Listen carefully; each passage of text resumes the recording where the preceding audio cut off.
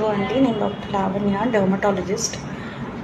నిన్న ఒక patient 16-year-old అమ్మాయికి ఫంగల్ ఇన్ఫెక్షన్ ఇందాక ఇప్పుడు నేను పెట్టిన ఫోటోలో ఉంటే ఆమె డర్మటాలజిస్ట్ కాదు, గైనకాలజిస్ట్ కాదు, ఆయుర్వేద చేసి, మరి ఆయుర్వేదాలో ఎండి కానీ నాకు తెలియదు, బట్ డర్మటాలజిస్ట్ అయితే కాదు.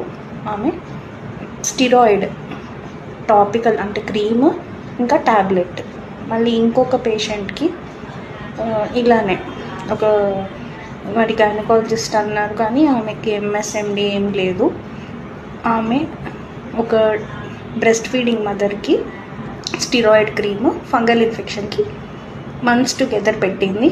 ఇంకా పేషెంట్కి ఏం చెప్పింది అంటే ఇది కంటేజియస్ అంటే అంటుకోదు అని చెప్పి, కానీ కాదు, ఇది ఫంగల్ ఇన్ఫెక్షన్, రౌండ్గా రింగుల్లాగా ఉంటుంది, ఇది ఇంకొకళ్ళకి మీ నుంచి రావచ్చు, ప్లీజ్ డర్మటాలజిస్ట్కే చూపించుకోండి.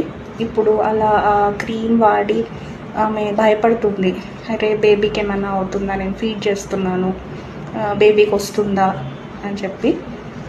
ఇంకా 16-year-old అమ్మాయికి అయితే ఒక 4 ట్యాబ్లెట్స్ హార్మోన్ లాగానే ఇంకా స్టిరాయిడ్ ట్యాబ్లెట్స్ వేసుకోవడం వల్ల దానివల్ల ఫ్యాట్ వెయిట్ గెయిన్ అవ్వడము, బీపీ షుగర్ కూడా రావచ్చు.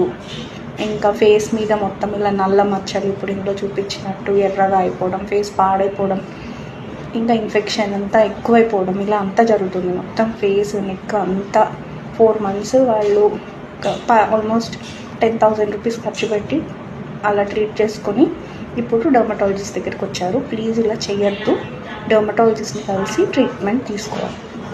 Thank you.